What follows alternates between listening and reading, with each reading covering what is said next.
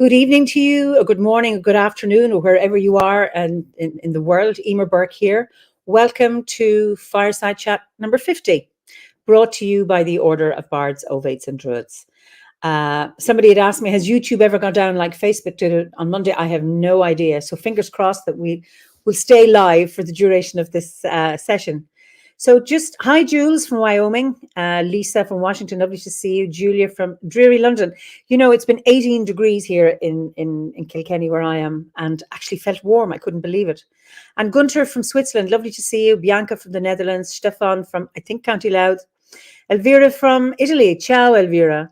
And Sue, hi from Northamptonshire. Alan was my guest last week.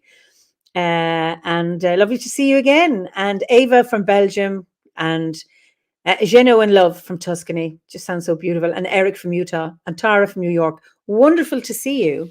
So this evening we go, last week, Alan Hoskins was my guest, and he lives in Ballina, County Clare. Well, we're just going across the river to have a chat with my next guest, who's Melanie Lorien.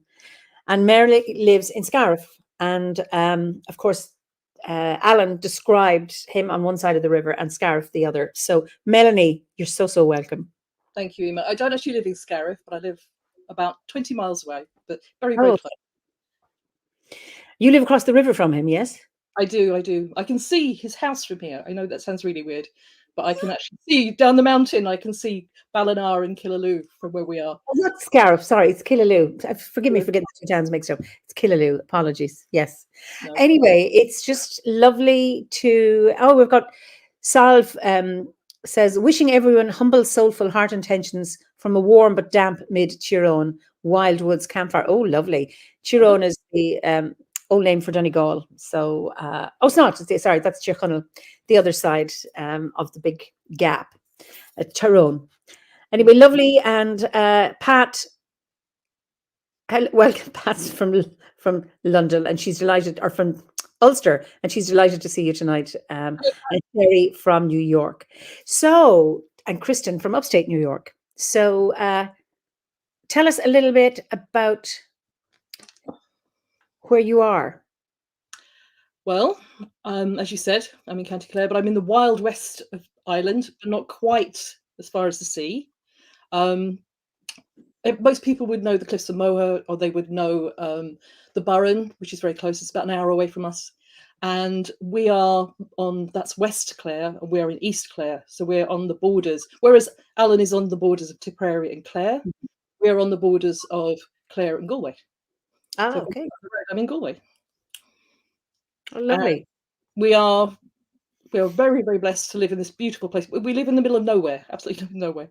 And above us is a bog, a beautiful bog, which has amazing wildlife. We've got hen harriers nesting. We've got white-tailed seagulls down in Mount Shannon. We have all sorts of things. We just heard the badgers eating outside the door. They come every night for dinner. And a fox as well. It's very, very rural. And we love where we live.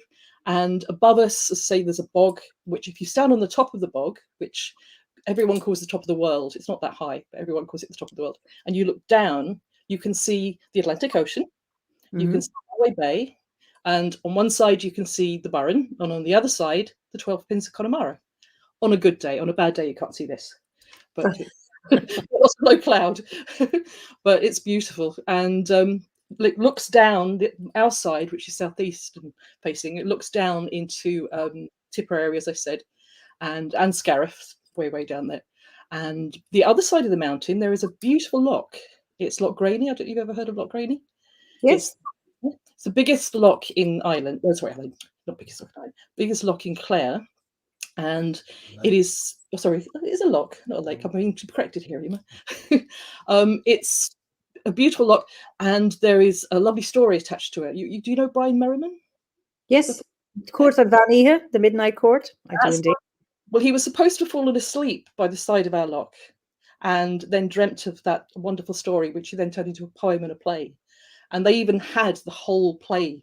The locals put it on together one day with these beautiful tents, and it was absolutely wonderful. So the whole area was his country. And the other side of us, there is Mahara Mountain, which is quite tall. Our mountain is actually a hill with altitude. It's I'm serious. I'm serious. It's called Knock, and you'd know in Irish that means hill.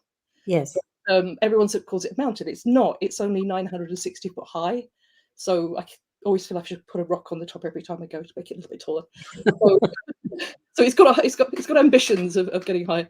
Whereas at the other side, it's about 1,300. So that's a proper mountain. But it's beautiful. It's really nice, and it's very, very. The locals call it bandit country. So I suppose that's the best way to describe it. We're in the middle of nowhere. It's wonderful. Sorry. Just to go back to your Loch Graney, what's the Irish for that? Loch Graney? Is that the lake of the sun? Yes, yes.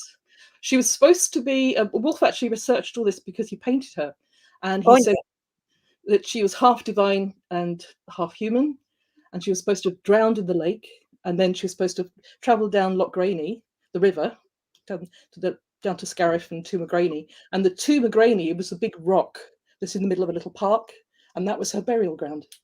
So we're surrounded by myths and legends, which is wonderful. Oh, that's beautiful. That's a beautiful story. So was she green? Like, was that her name, the sun? Because I know sometimes women are called green. It wasn't to do with Dermot and Grania. We looked that up. No. Green is the sun. Grania is different. Yes. Different names. Somebody else had told us it was Dermot and Grania, but we found no evidence of that. Ah, okay. Oh, fascinating. Lovely. Yes, because Tuamagraney was tomb is a tomb. That's beautiful. Oh, wonderful. And there's a lovely chocolate company. Oh, yes. Makes chocolate. Well, they used to anyway. Very, very nice. Oh, they do. Yes, we know it well. You do. Lovely. So, judging by your accent, you don't have a Clare accent. So, where do you come from originally? I thought I spoke something like a native, obviously not. Oh goodness me. Originally, I'm from London, but not actually. I was found on a train station in a dog basket. Don't laugh, please. On a train station in London at 4 months old, and my mother had to abandon me and disappeared off to America to find my father, who was an American pilot.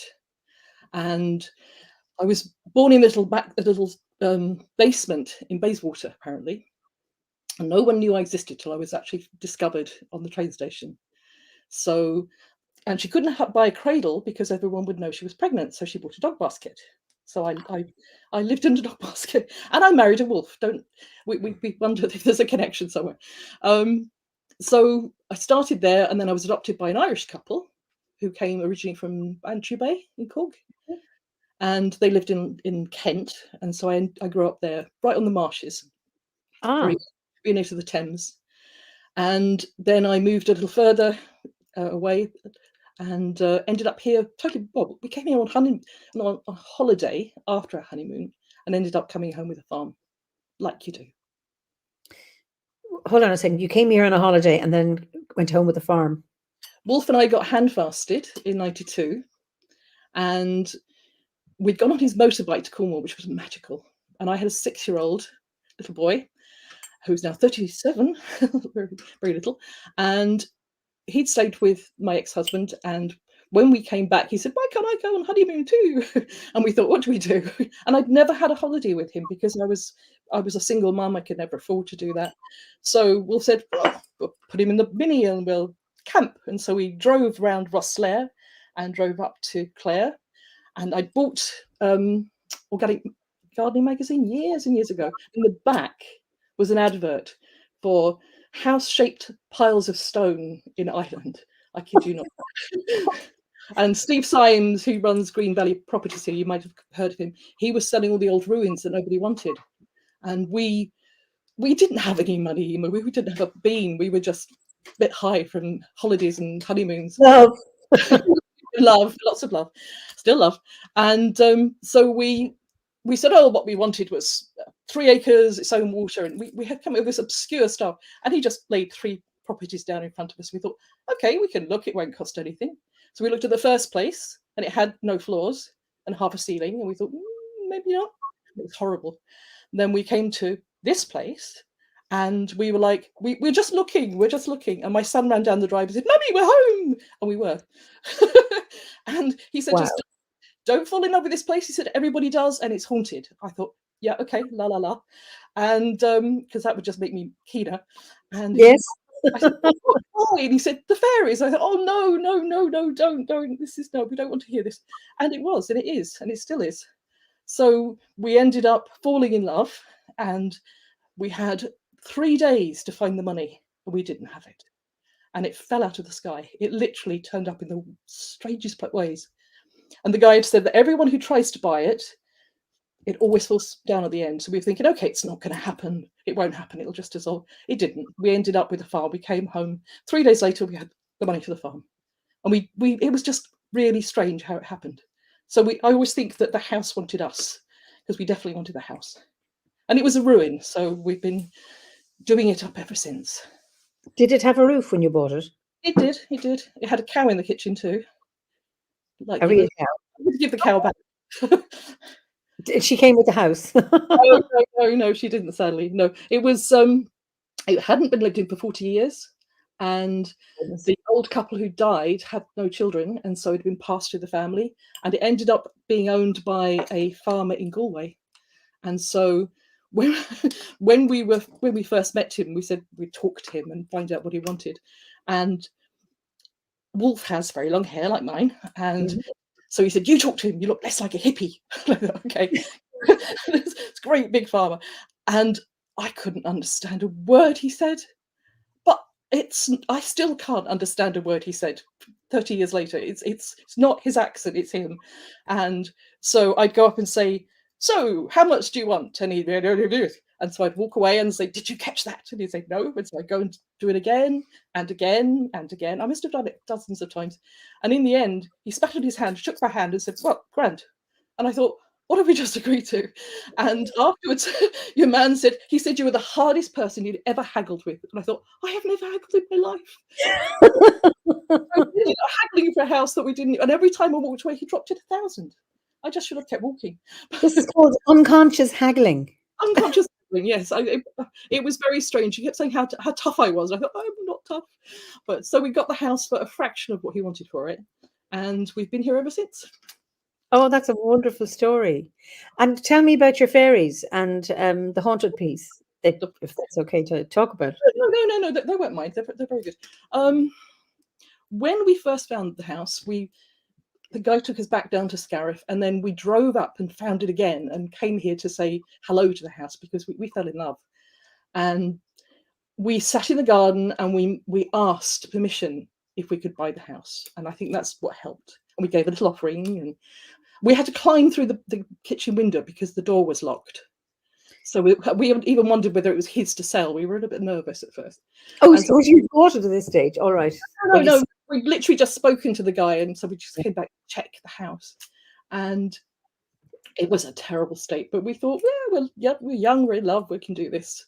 And my son, bless him, did so much building, he's now a construction manager. He's a project manager now, so it's obviously rubbed off.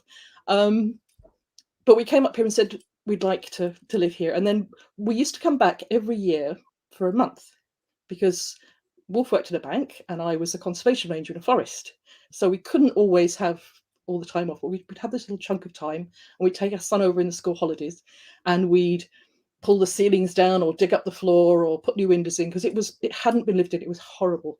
And so we did a lot of it ourselves. We did a little bit ourselves. And then we had a phone call from my next door neighbour we've had 10 since we've lived here, so they tend to revolving doors next door. But the neighbour said, oh, we've got some New Age travellers who are looking for someone to stay over the winter. They're friends of ours, they're perfectly safe. So, can they live in your house? And we thought, okay, there's not much there. It literally had no electricity, no water, no plumbing. The walls are this thick, solid stone. I had no plumbing, nothing at all. No toilet, no sewage. And so we said, well, it's very basic. They said, oh, no, they'll put the fire on and warm the walls, because we had running water, but it was just down the walls. It was very free weeping wall. Oh, yeah, exactly, a weeping wall. You're saying that when we had the double glazing put in, the ceiling was dripping. It must have been whatever was in the beams, and the poor guy who came in saw all this blood red falling on the ground and started crossing himself like mad, wouldn't come in the door. We say, no, it's okay, it's damp, it's not stigmata. That was hilarious. So we finally we agreed to let these people stay in our house, and there was 4 of them, and they were very young. And we said, look, £5 a week if you're going to pay anything, because they wanted to pay something. And they never paid a penny, and they stole everything and broke everything and destroyed everything and were dreadful. But luckily there wasn't much to steal. And so I remember saying to my neighbour, look, they've got to go, they can't stay. And they said, well, they're not moving, they're squatting. And I thought, oh, great. And being a conservation ranger, I used to have a uniform, and I was dealing with confrontational situations all the time in the park. So I thought, okay, if Wolf goes and there's 4 guys, there's going to be trouble. If I go, they're not going to quite know how to handle a woman in uniform. And I've thrown drunks and druggies and all sorts of at the park, so I wouldn't have any trouble with a couple of kids, I thought. So I wrote to them and said, I'm sorry, but you can't stay in a house. You need to leave. You'd promised to leave when we were coming for the summer. We didn't mind you moving back afterwards, but we need that one little slot because we need to work on the house. And they refused. And so I thought, right, I'll book a flight over. And suddenly we got this letter back, 4-page letter, complaining about the noise, the music, the footsteps, the stealing, all the things. The house erupted, absolutely erupted. The whole house went mad. Now, whether they were taking substances, I do not know, but my neighbour assures to you complaining about the noises in the house. No, it was them. They were freaking out. The house erupted. Once I said you've got to move out, once I told them that, the house apparently went bananas, and the whole house went crazy. And they wrote me a 4-page letter complaining about all the problems. That's what I mean. They're complaining to you about the house's eruption. I love this. This is brilliant. It's the truth. And then we had an aircon guy, but we took ages to get electricity. And then when they finally brought the electricity, big truck down our drive. Our drive is like 1 in 7. And we said, well, you can get it down, but you won't get it back up. And he's like, oh, women, haha. And he was there for 3 days. It stopped. It broke. It was on the line where the ferry path is, and it just stopped. It just wouldn't work. And so in the end, I had to pull him up with my Land Rover. But he was like, no. And I said, it's the ferries. And he was terrified. And please. And we've had so many incidents. We had Wolf's friend came to stay, and he helped us with the electrics, because I can do so much, but electrics is a bit beyond me. So he said he'd do the basics. And so I helped him. And Wolf was back in England at the time. And we had to walk down 2 acres, the field, which again is sloped, and fetch water. And then we'd have to come back up. And Wolf said, would you mind fetching the water? Because, I was doing it all on my own. And so he said, yeah, no problem. And he did it reluctantly. And I said to him, when you go down there, say please, because the spring is beautiful. It's like this little glen with this tiny little waterfall. You put the bucket out there and sit for 20 minutes until it fills up. And we always said thank you. Goraf minam the good Donishka. Have I got it right? Yeah. Or Frieshka. And so I always said it in Irish. And we always said that when we threw the water out, because we had no outlet either. We'd throw it out. And the path goes out the front of our house.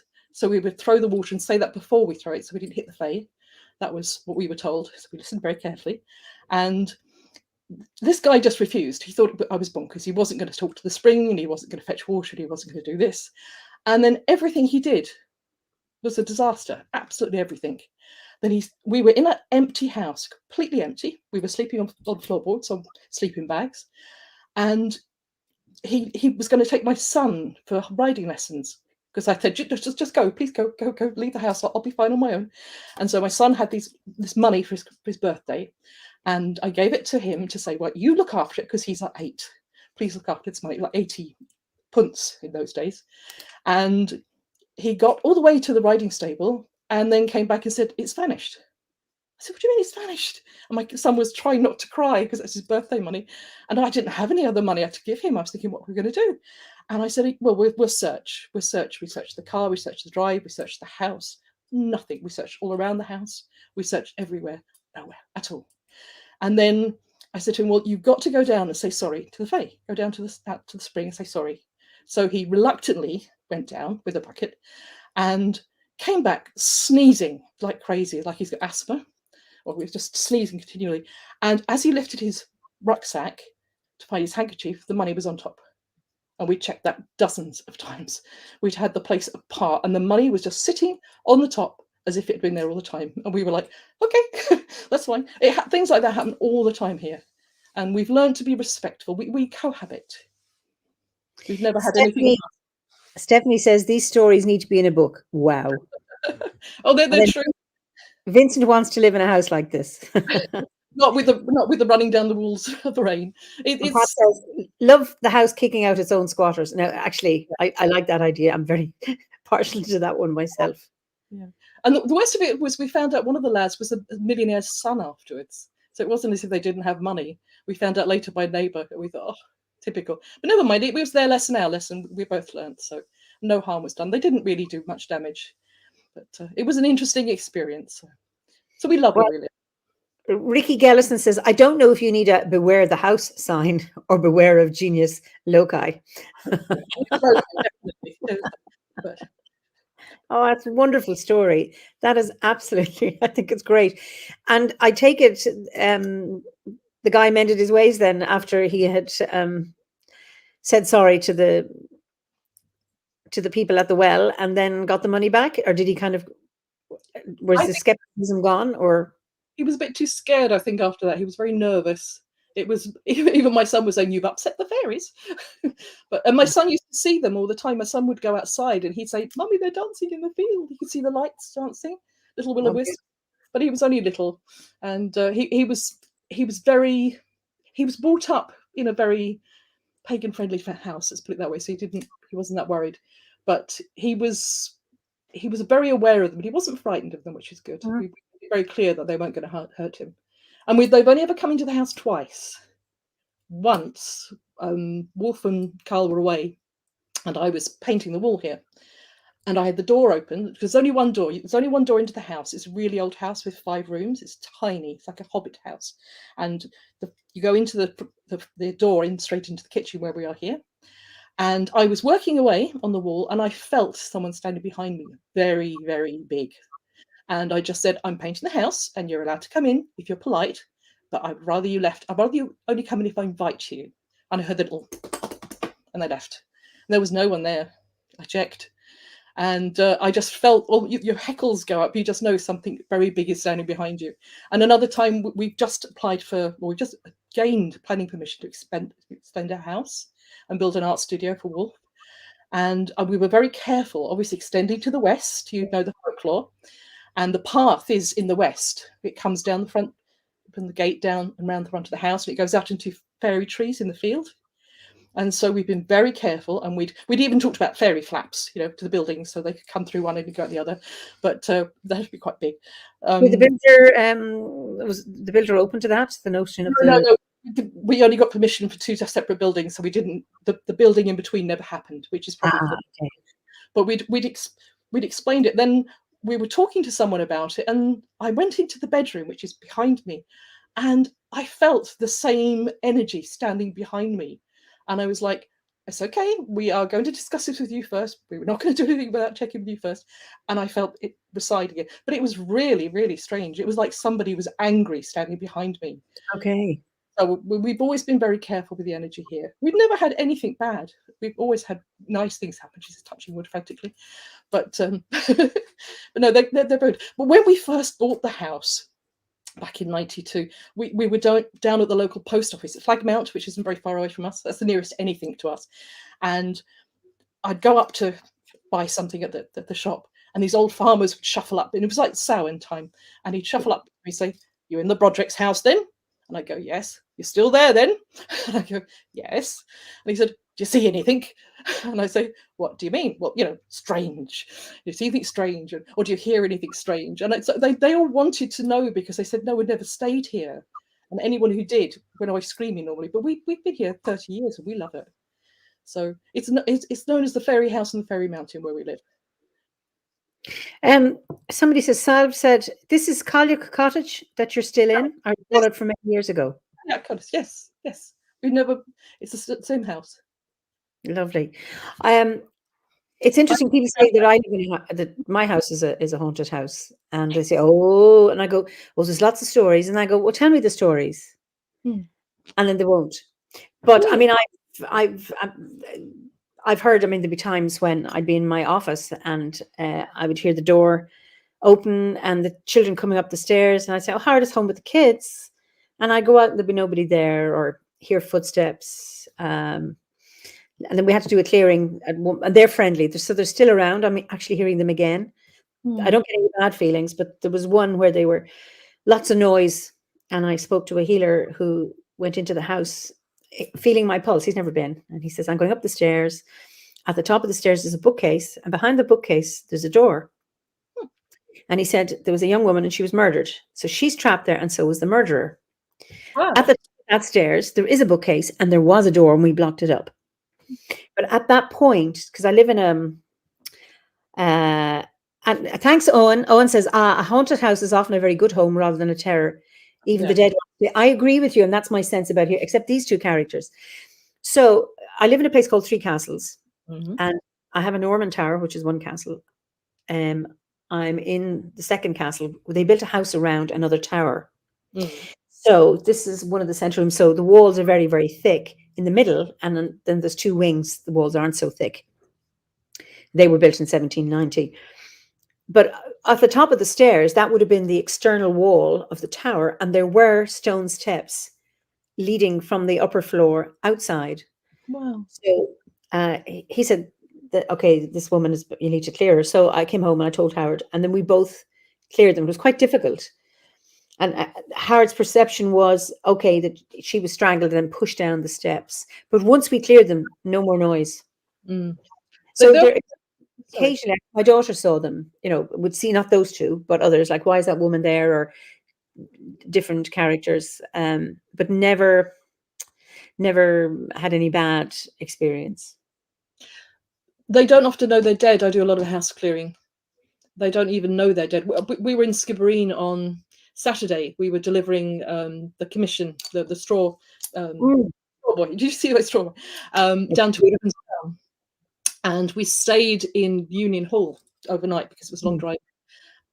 And we went to sleep, or we went to go to sleep, and I just couldn't sleep. I just knew there was something in the house. There was nothing in this room with us. And it was just a woman. I just asked her politely and asked her to leave. But I always sleep with a glass of water next to the bed if I don't know the house, because spirits are always drawn to the water and they'll leave you alone. Then I flush it down the toilet in the morning. That usually works.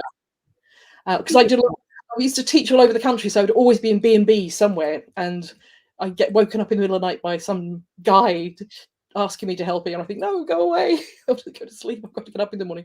But the water works. The water always works. Put it next to the bed, and the spirits are, because of the underworld, the water in the underworld, it's linked to the spirits world. So that usually works. And in England, before we moved, we had a ghost. We had two, but we had one called Gladys who lived in their hallway. And she was lovely. She was an old Victorian woman in the Victorian weeds, so she's obviously mourning. And it was an old house that used to have 6 levels, and I had the top 3 levels. And there was an old lady that lived downstairs in the basement. She told me that there was always a ghost in that house, and no one ever stayed there very long. We were there 20 years at least. But she only appeared to men. She never appeared to women, only ever to men. And I could feel her and I could sense her, but I could never see her. And Wolf, when we were friends, he said he turned around once while he was washing up in the kitchen to see her standing in the hallway just watching him, which is really freaky. And loads of people wouldn't come near, but she was a sweetheart. And my little boy, when he was very small, used to sit at the bottom of the stairs, and he'd talk to her, and you'd hear, "Hello, Shadow," and he'd be chatting away to the shadow lady for hours. And they were friends. And when we moved, he was in floods of tears. We've got to take Gladys. We can't leave Gladys behind. She was family, but we couldn't bring her. And she didn't want to leave, so we just had to say goodbye. But it was really sad. But Gladys lived with us for years, and she was no problem at all. She was part of the family. Well, I think it's because there's a woman here, and she likes to sit and watch people. And somebody else was a cook, and somebody else has given me the details because I can hear them, but I don't see them. No, I can't see them either. But I remember once you're talking about a B&B. I was in a B&B, and the window was open, and a spirit cat, jumped in the window and landed on top of me in the bed. Amazing. I turned on the light. There was no cat, but I could actually sense it. I could feel it jump on me, and there was no cat. So that's incredible, because people forget animals can be in spirit as well. I do a lot of house clearing, and it's amazing what you find in people's houses. And I think it's been worse since lockdown because more people are in their houses for longer when they're not normally there. And so a lot of people find or discover or are spooked by something that they normally wouldn't notice. So it's been interesting the rise in people doing. And you know, it's interesting, and I wonder, just as something that comes, you know, when you're stuck in a room with in a situation with people that, like in lockdown, where you're not free to come and go, where you normally have that distance regulation between you, so you actually get breathing space, and then you don't get the breathing space because you're all together and things get very intense. And I wonder, does that happen with spirits? And you know, when you're there all the time, that they get a bit cramped as well. I just wonder. Have you seen the film The Others? With No, Nicole Kidman. It's no. fascinating. It's a really, it's very, very clever film. It's from the point of view of the ghosts who can't understand who's haunting their house. Oh, brilliant. It's very clever. I recommend it. It's a good film, and it's not spooky. Well, makes you jump. I've had, I know one friend, and when he was growing up as a little boy, this other little boy used to come in and say, "You're in my bedroom." Oh yes, yes, I've heard of things What like are you that. doing in my room? And I mean, they chatted. There was no fear. I have a comment here from Owen. Owen was a guest. I know, Owen. This is so interesting. Traditionally, within the Mincare traditions, the victim in a haunting house is often understood to be the culprit of the experience, working out the understanding and trauma they had inflicted. One of the reasons the spirit does often make an appearance for some years, as it's not till the other dies that it gets played out, but not always, though. That's interesting. Well, that's interesting, Owen. I've never heard that. That's fascinating. It's an interesting concept. Okay, so it's the culprit that doesn't. Okay, so whoever the first. So, yeah, when the other dies, then it gets played out. That's really, really interesting. And then Alinia says, I think children see more than adults because they haven't learned what they should and should not see. We also had a cat who would walk through the room and then the wall.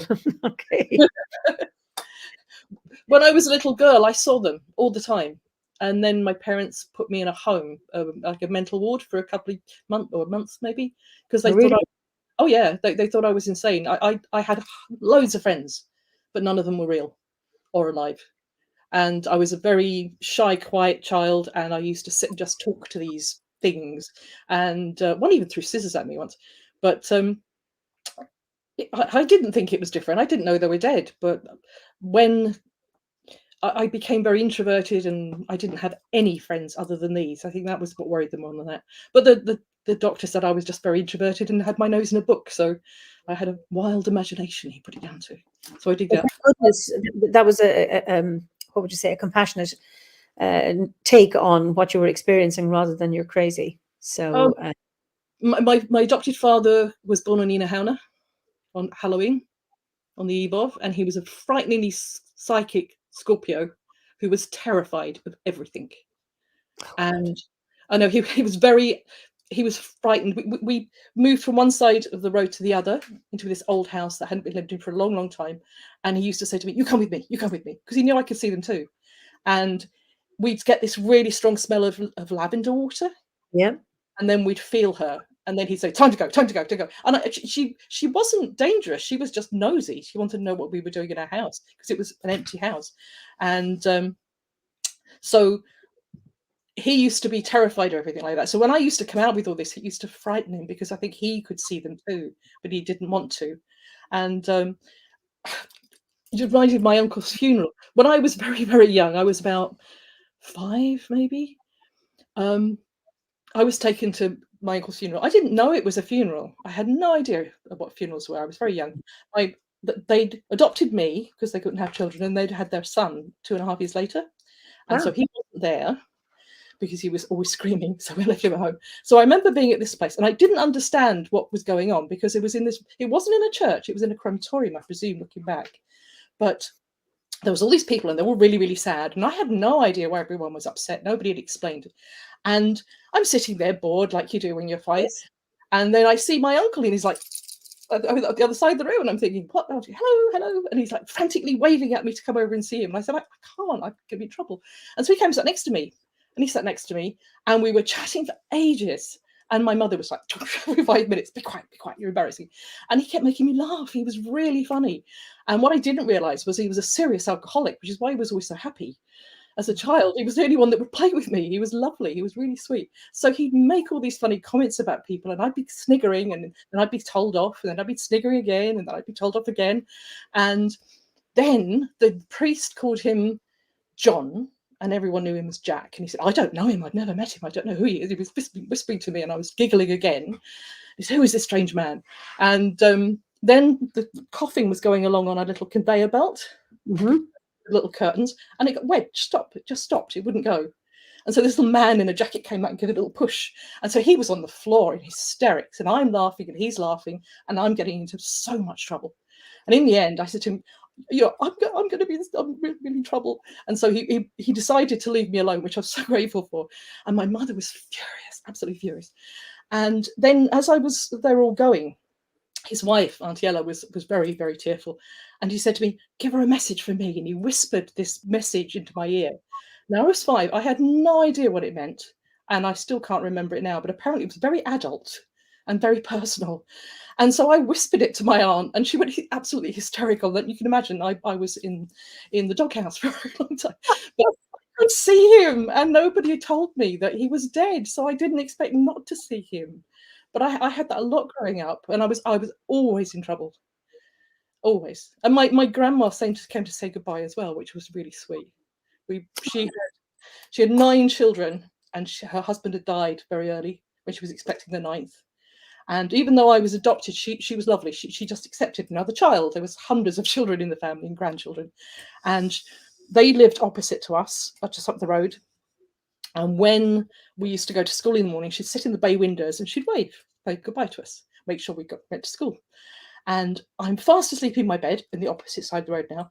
And I hear her voice, and I get up. She's not in the room, so I open the curtain and I see her the other side of the room, which I can't see physically. It's too far away, but it was as if she was just over there in the window, and I could hear her. I could hear you so close. Yeah. And she said, I'm not going to be waving goodbye to you tomorrow, so don't worry. I'm still here, and I'll still keep an eye on you, but don't you worry. I'll still be here, but I won't be able to talk to you anymore. She said, be good, and I'll see you soon. And she went, and I went to bed, and I thought, okay. He didn't meet. I was about 7 or 8, I think. I didn't think any more of it. I think it was just a dream. And then in the morning, my father came in and he said, your mother's very upset. And I said, is it about Grandma? And he said, how did you know? He said, oh, she told me she wouldn't be there today. And he got really angry and locked me in my room and stormed out. I couldn't understand why it was wrong. I know. And then years later, my cousin, who lived in the same house as her, said she'd come to see him too and told him exactly the same thing. But he didn't want to tell anyone because he didn't want to be bonkers like me. So he was 50 when he told me that. And I thought, oh, these years you could have said. But you made such a difference, yes. Oh, yes. So I was always the oddball. But well, you've got loads of company here. Emma says, I had experiences in my nan's house when I was a child, which was the 1960s house, and no one had died there. Can energies remain on the land?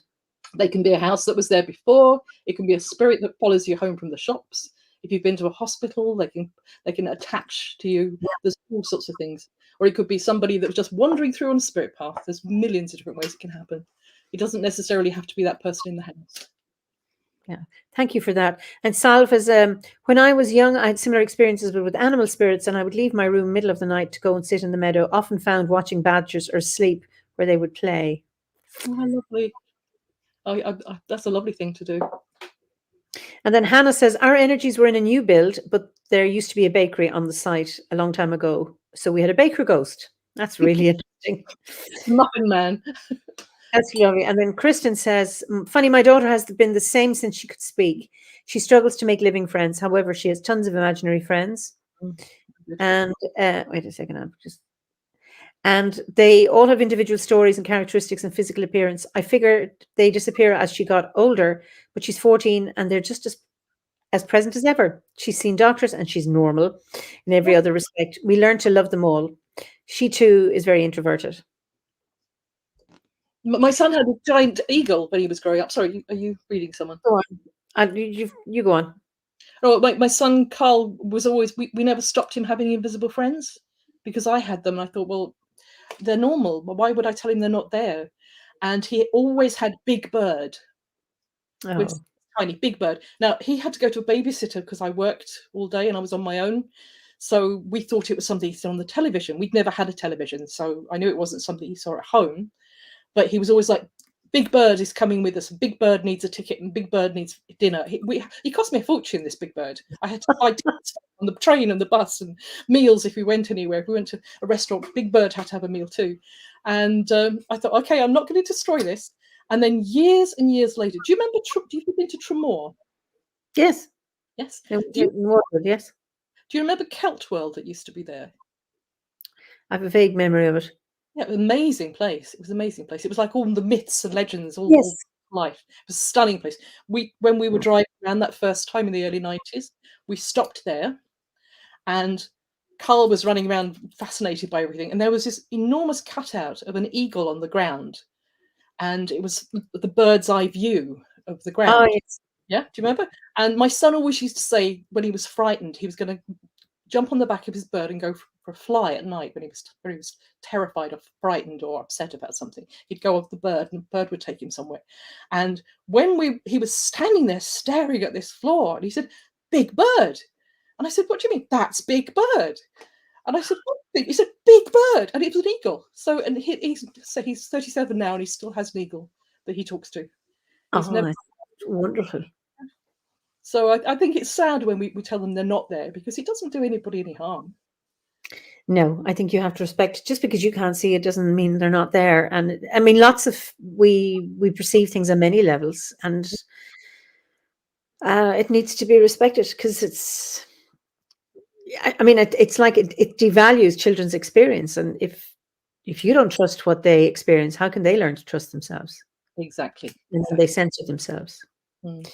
Joy, I think your joy, power. We found many spirits on the land where I live. On an excavation I worked on, we had many difficult experiences where we unearthed what we believed to have been a ceremonial structure. That's an interesting. How interesting. We actually went to Doombeg on the way back from Cork to the Sun Circle. And I was dowsing on the inside of the circle, and Wolf was walking around the outside. And he came up to me and said, "Go and stand just there." And I thought, okay. And it was just this little piece of bare earth just beyond. And it was, amazing. You almost passed out standing on this little spot. And when I dowsed, it said it was the guardian of the site.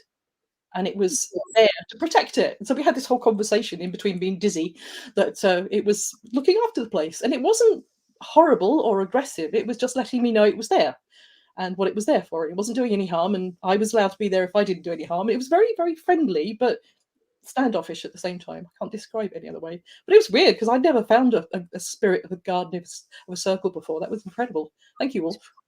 Beautiful. Claire says, do you feel spirits can attach to objects? I like to buy and sell antiques and vintage, and thinking to cleanse them at Chalice Well nearby. Any thoughts on this? Really interesting evening. Thank you. We call them power artifacts or power objects. They can retain something of their former occupant. I did a lady's house in Killaloe called Mia, lovely lady, and she had all this problem in the house. We solved the problem, and as we were walking around the house, I went into her bathroom with her, and something caught my eye, and it was a beautiful blue bottle, really ornate bottle. She bought it in, or she'd been given it in Morocco. When you go to a B&B, they give you bottles of shampoo. This was what the shampoo was in. And she thought it was so beautiful, she brought it home. It was absolutely stunning little bottle.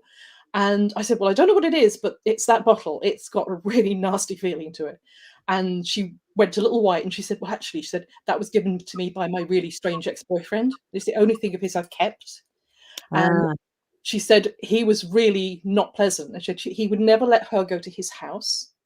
And when she finally did, and she kind of forced her way in, his whole kitchen was pictures of her everywhere, like some kind of stalker. And she said that's when she decided. And he was a magician, so she said he wasn't a very pleasant magician. So we cleansed it. So you can cleanse it. If she takes it to Chalice Well, that would work fine. But it's your intention that cleanses it. You don't need water. You just need your intentions. Or you could take it out to the wind, or whatever works. I've often buried things in the earth. Yes, I've jewelry that somebody tells me it's holding stuff. Stuff that was made for me. So not necessarily either, whatever it maybe picks up, and I bury it in the earth for a month, and then it comes out clean.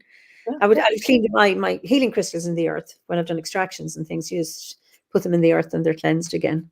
But yeah, I think any of the elements will work. Yes. And I like the idea of intention, to cleanse them.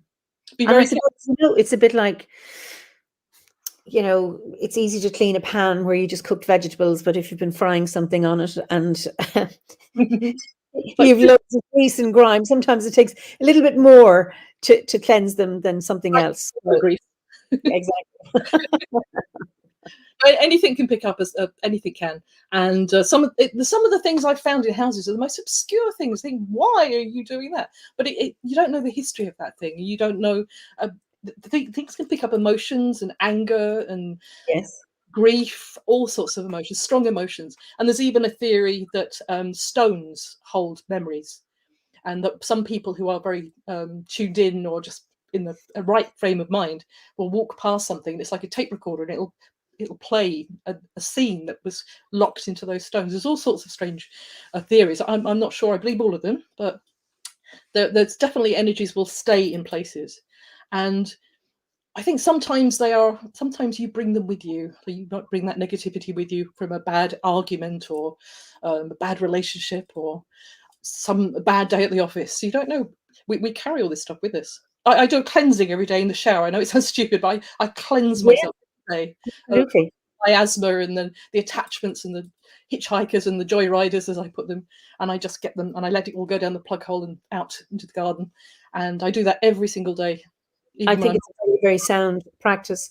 I know I've had people come and say, "Oh, there's bad energy here," and I'm going, "No, you brought that in with you because I know there isn't." And oh, there's death, and I go, "Yeah, I live beside a graveyard," So all this is, it's what your attribution of something. You sense something, and you may see a spirit, but then you think, "Oh, that's bad," because spirits, when in fact, actually, no, it doesn't have to be. very rarely. No, some of them are children and they don't even know they're dead. Some people have died under anaesthetic or in an accident. I mean, the story that Alan told last week about the police being a policeman and the accident, I thought that was fascinating. That was so cool.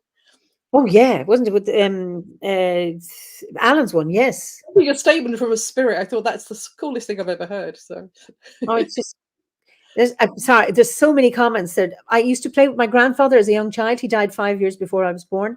He was real to me. Isn't that so lovely? that's lovely. Mm. And then Salve says, as a stone heritage conservation mason, Oh wow!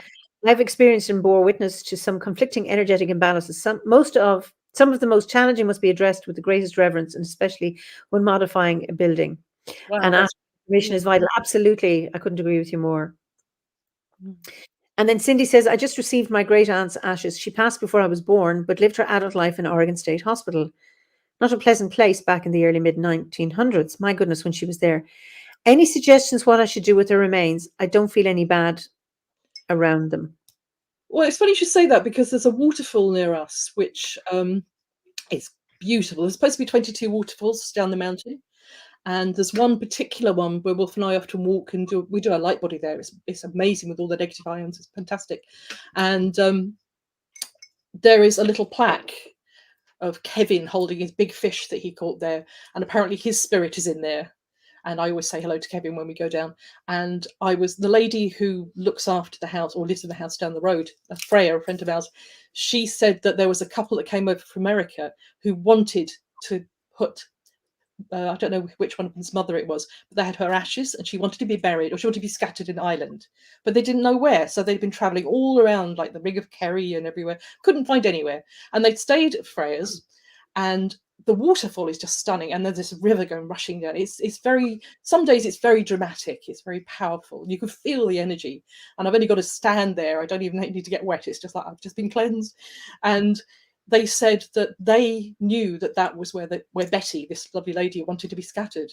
And so they scattered the ashes. And every time I go there, I say hello to Kevin, and I say hello to Betty, and hello to all the people I know that are in this river, because it's just got this energy, but it's beautiful. It's not negative. So find somewhere beautiful. And does she dowse? Can you ask if she dowses? Okay. I haven't got the keyboard. This is Cindy Roth. Do you dowse? So maybe it'll come in the chat later. Yeah. Pat says Nigel Neal, the guy who invented Quatermass, wrote a play about that theory of hauntings called The Stone Tape. Ah, thank you, Pat. And then Mark says another story which I would recommend here. Nigel Neal's stone. He's mentioned it about stones storing memories from the past. Oh, yeah, Pat and Mark are saying the same thing. I remember. You haven't been to Three Castles? No, we have a tower which is a temple dedicated to the Catholic. We also have a ruined chapel that's also now a temple dedicated to Donu and Lu. But we were going around inside the wall, around Triskel, and chanting, and I could hear a resonance. And I've only heard it once, so it's not like, oh, it was just the echo. I could hear a resonance. I could hear others chanting. How lovely. On the walls. And it was like such a magical experience. And I've only had it that once, and that was a good many years ago. But I was really, really blown away by it. That, because it was a chapel, there would have been monks or somebody chanting there. And as we were chanting, I could hear them chanting. And it was like, how amazing. So in 50 years' time, when we're all dust and someone buys your house, they'll be out there hearing Arwens. That's right. And Imasses. Yes, absolutely, they will. All these druids going around doing strange things. That's right. Cindy says, no, I've never dowsed. I don't know what that is. My first time watching you. Well, you're very, very welcome, Cindy. Somebody may be able to write in about dowsing. It's I would find. Go on, you speak. If you can't douse, Cindy, then just sit down and ask the ashes what they want, and even ask them to give you an image in a dream or give you a hint. Something will come. Whenever I've asked, something's always come up. It's like when I had I just made a fetish for a shop in Cork, in the Woodsman's Realm, for their window for Samhain, and I empowered him. I inspirited him. I asked a spirit to come into the actual fetish, so it's alive. It's not just a thing. It's a person, if you like. And I had him outside on the picnic bench, and it was a beautiful day when we had a lovely sun a while back. And I'm working away, and I opened the circle, and I had incense, and I thought, right, what's your name? I don't know what your name is. I need to call you something. And so I asked Rob kind of what he was, and I said, okay, tell me your name. And I thought I was going to get something in my head or something was going to drift into my mind, and it went completely silent. The whole area just went. The noise went, and then 4 robins, really, really loud robins, surrounded me and sung their little lungs off. And I thought, okay, so you're called Robin. That's cool. And it was just like, they went. It was like, okay. So sometimes, the weirdest things will give you an answer, but it was just like, here we are, and this is our name. And it was fine, and he's been Robin ever since. So it's just, I think sometimes if you ask and you are open, things will come to you. So maybe that rather than dowsing, although dowsing is really cool. Oh, beautiful. Nick says, I feel a strong family connection to our mesquite tree in the backyard. Every time something damages or affects it, we seem to have a family trauma or situation arise. But sitting underneath and honouring it provides so much grounding and insight. That is really interesting. The Celts used to bury, was it the umbilical cord, or tie it to a tree when they were born, when babies were born? That I don't know. Well, I remember reading that when a baby was born, they planted a tree and they tied the umbilical cord onto the tree, and then whatever happened to the tree happened to the child. So you cared for the tree, so nothing happened to the child. And some people. Oh, I love that idea. I think that's lovely. When I lived in Turkana, it's a desert in the north of Kenya in the early 80s, there's a tree called the Essakon tree. And I'm not too sure if it's 2 trees. There's a tree and there's also a vine around it. Right. From my memory. But that was the tree that the placenta would be buried in the roots so that the mother would have more children. Yes, how lovely. And you buried yours, didn't you, on the land where you were? We planted a yew tree the day after my daughter was born, and we buried the placenta there. And it's a beautiful, lovely tree. I mean, I hadn't thought about that, taking care of the tree, because once that tree is fine, the child is fine. I like that idea. I thought it was a beautiful idea. But because you're not going to hurt a tree if you think it's going to affect your child. It's kind of symbiotic relationship. I thought it was a very clever idea. And occasionally when I want some yew for Samhain, I'll ask. And there was one tree that I've 3 yew trees. One I planted the year, the first yew tree was when Quaylen was born, and then the year I started my druidry, I planted another yew tree. So I used to take bits of that, and then it said, no more, not from that, not from me. So I can take it from Quaylen's tree. But it's that thing of, asking permission again. and it's not hacking down. It's taking little bits to be able to offer at a ceremony. What is it? The elder tree that it says you can have a piece of me if you promise I can take a piece of you when you're an elder tree. There's an old folklore. Say that again now. I think I'm sure I remember reading this, that you can only take a piece of the elder if you promise to let the elder take a piece of you when you're an elder tree. I'm okay for that one. I think that's a fair. I've got one outside the door, and I'm okay. When I'm an elder, you can have what you like. And yet, when you're an elder tree, you're an elder. Well, maybe both. We're both elders, but we're caniacs. I'm proud. Claire says, thanks. Objects, especially magical ones, just find me. It's ridiculous, and I love finding them, but I do notice my house keeps changing energy when I bring things in. Yeah. I like things that feel special and have a feel and energy of magical quality, and I never know if to cleanse, and I don't want the objects to lose the nature they've imbued, but also want to cleanse for the person buying it. It's a quandary. That's an interesting one. Again, learn to douse. Trust me, I douse everything. Here we are. Never go far without my dowsing. I've got rods and crystals. I bought Pat has a pair of lovely rods at the moment. I hope she's using them, Pat. Well, you know, we were off at Lough Erne, and I think she put a photograph of herself on Facebook. She says, Melanie gave me these. She says, I'm going to start dowsing. So I douse for water, and she's walking towards the lake, and somebody gets out of the car and says, the water's over there. Well done. So funny. It's like that. I go into Tesco's and I'm picking up everything going, is this ripe? Is this okay? Is this good for me? You can do anything with dowsing. It's so simple. And you said about spirits and children. I've never had a child that can't douse because they don't know they can't. Yeah. Whereas you get to an adult, it's like, oh, I can't do that. And it's immediately this barrier comes up as if they don't want to fail, which is just, it's sad what our society does to us.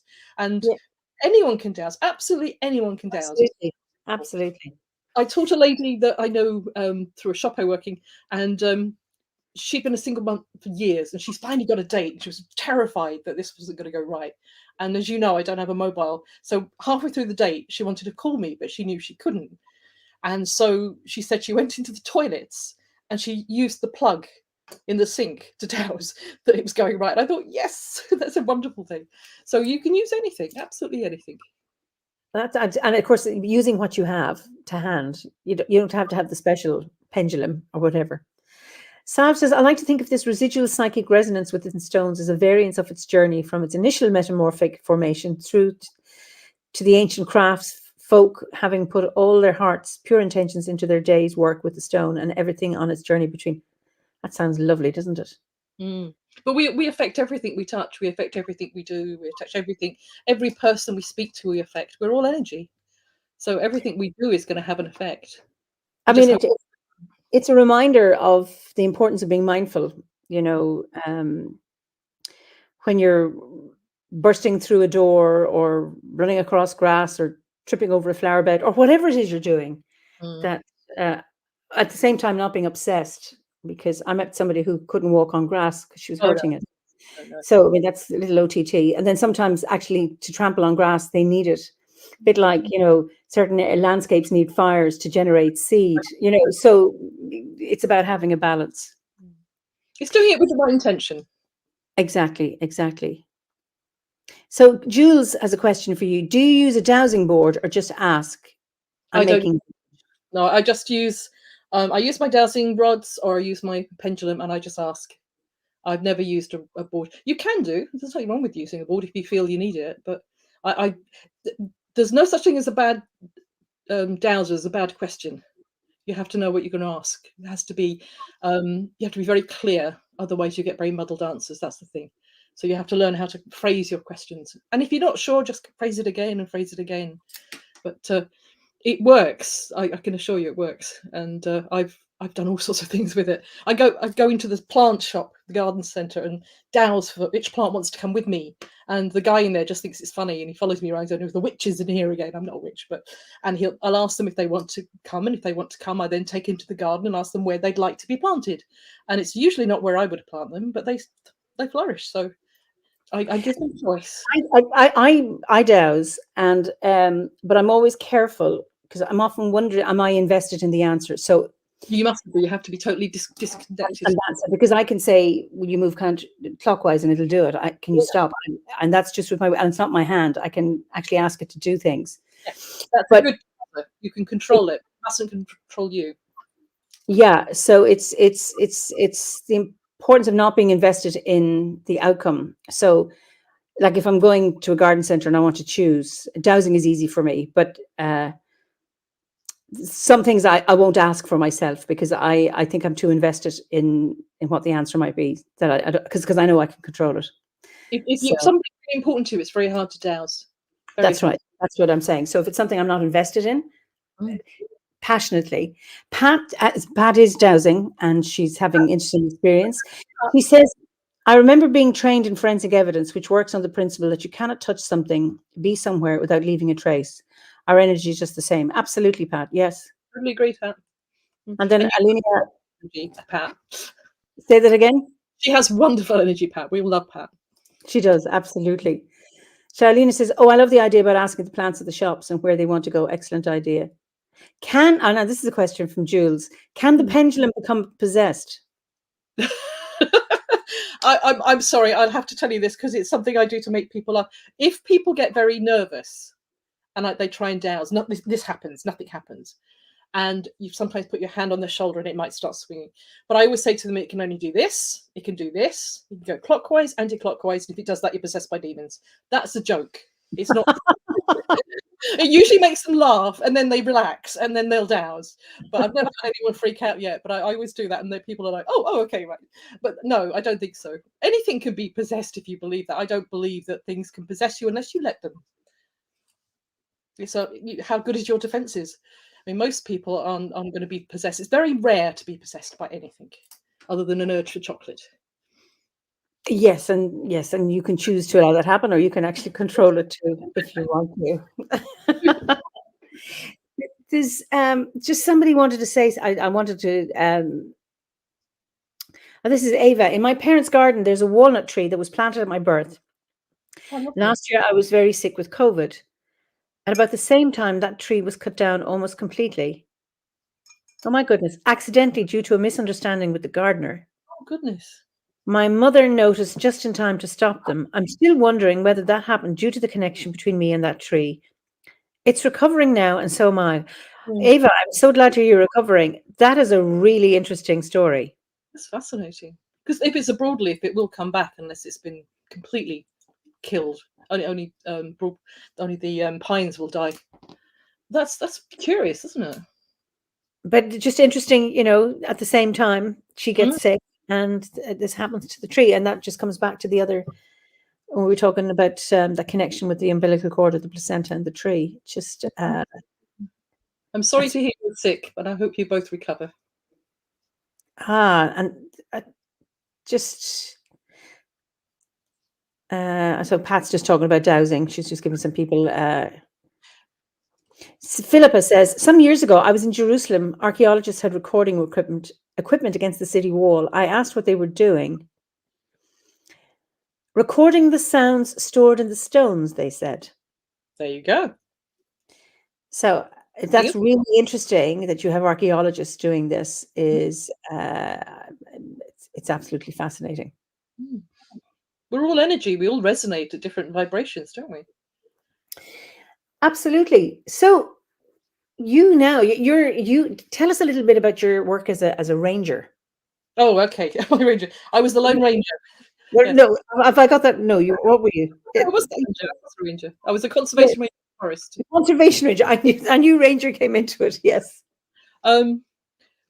We lived on the edge of. Well, I lived on the edge of London and Kent, where it was a very strange place. Do you know the film Clockwork Orange? I know. Yes, I have. I haven't seen it. It was filmed the other side of the road. It was this concrete jungle. It's horrible. It's a nasty place. And I looked after an English heritage 11th century Augustinian abbey and an ancient woodland that surrounded it, and several other places as well. There was about dozens of other little tiny parks as well. But this was my main tertiary site. And I'd I'd run away there as a child many a times. I played hooky in that place so many times from the nuns, because I was at convent, and I used to get into terrible trouble with the nuns because I was the only non-Catholic in the whole school, and I was weird as well, which didn't help. And so I spent years running into that woods, and I took the dog. I knew the woods like the back of my hand, and so when I went for the job, I showed the man round his woods because he didn't know half of it. Ooh. It was rather good. It was like, yes, and do you know this place? And do you know this place? And it had it was a triple SI for its fossils. It was what? A triple SI, a site of special scientific interest. Oh, okay. For fossils. Okay. It could be for a bird, it could be for an animal, it could be for anything, but it's a geological thing. But they had tertiary fossils. They were 65 million years old, and what happened was there was animal, bird, and there was fish all in the same place, which is very rare. And it used to be a lagoon right down by the equator. Yes. 5 million years ago, and obviously then it was a big hill, but it was all pushed up. So it was Lesness Abbey Woods. I loved the place. I grew up kind of really close to that, and you take the kids in there and they'd be able to dig up shark's teeth and crocodiles and all sorts of bits and pieces. It was wonderful, absolutely wonderful, magical place. And so I got the job there. I loved working there. It's where I used to do magic, so it was my natural place to be, and I knew all the trees. And there was a lovely story that you hear these stories about places about there used to be a wizard in the woods, and that this wizard was the protector of the woods, and it was a tree with a face. And I'd heard this since I was little, and I'd heard this story. And there was another guy I worked with, Ken. He was an old GLC park keeper. He was a grumpy old fella, but I loved him to bits. He was rough on the outside, but really caring inside. He took me under his wing, and we did lots of chainsawing together because we did all the conservation chainsawing and the hedge laying and things.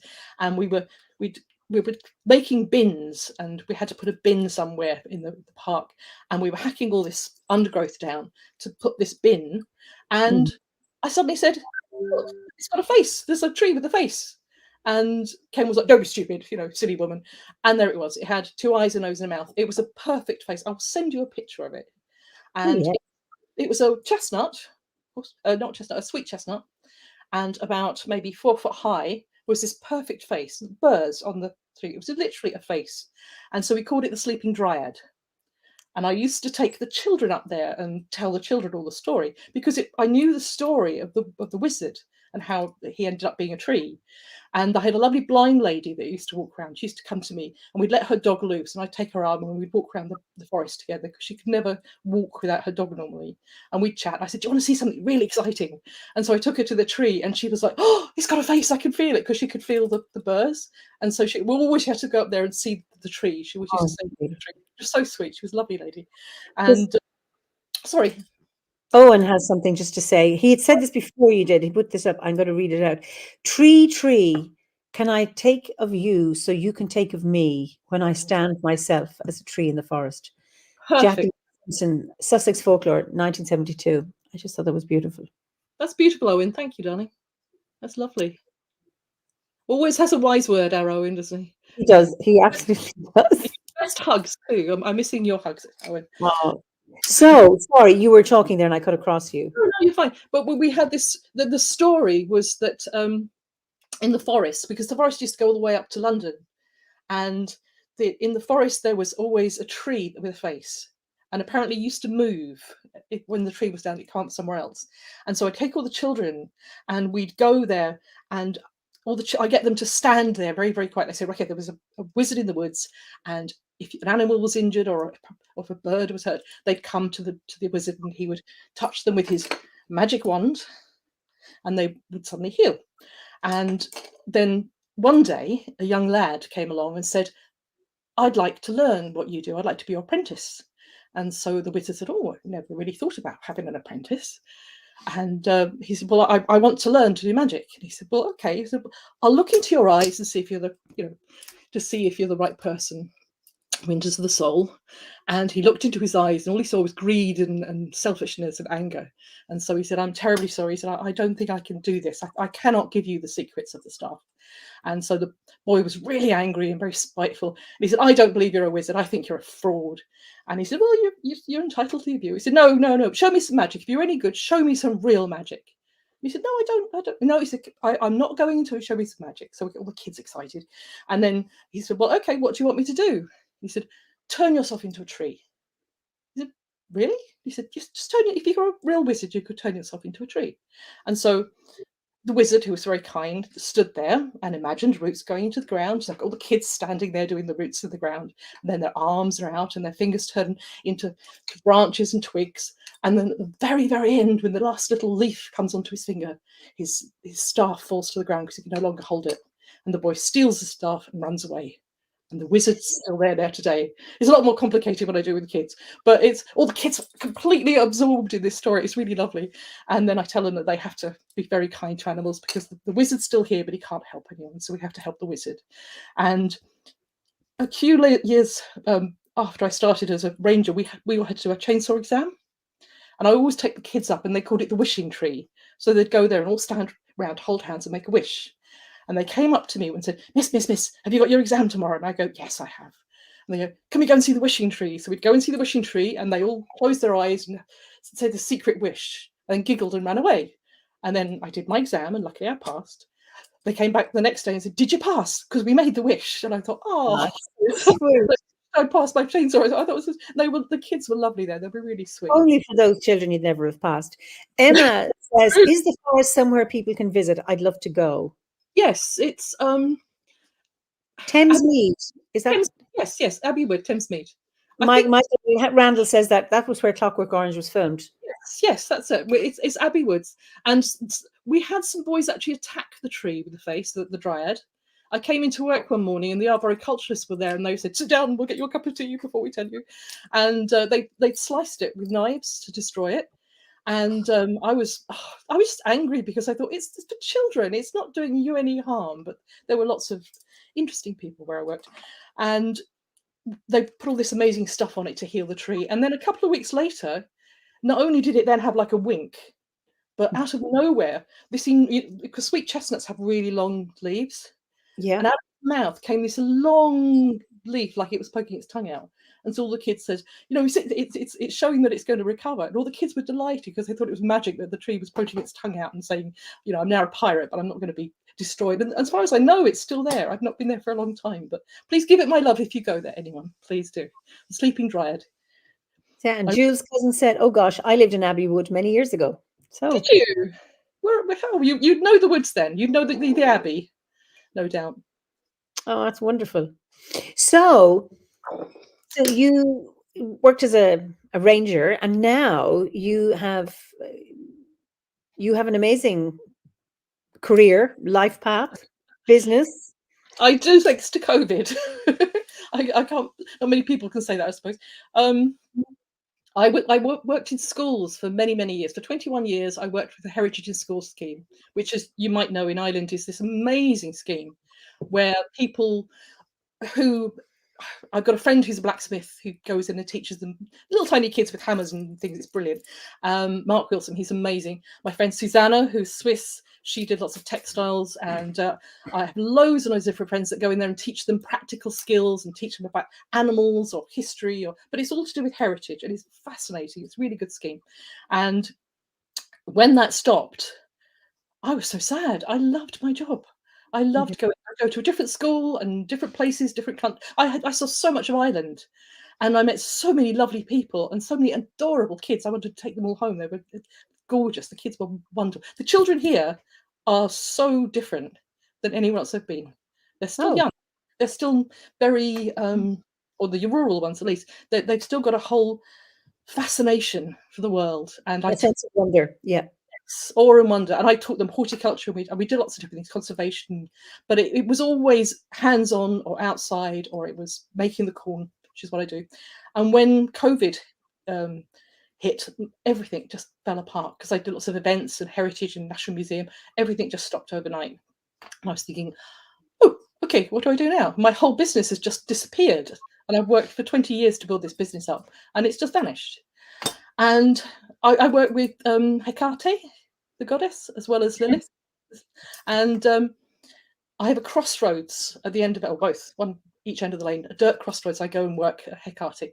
And I went there with my dog every day, feeling kind of like, what do I do now? I don't know. Wolf was still working. Wolf was teaching remotely, so at least he still had a job. But I thought, it's never going to come back. I know how bad it's going to be. It's just not going to come back. And I did the cards and I dialed, and it was just like, nope, something new. And I remember standing at the crossroads, and I became very aware when I first started working there that Hecate was below me, but Hermes was above me. I know that sounds really strange. You suddenly got this feeling of this energy that was above.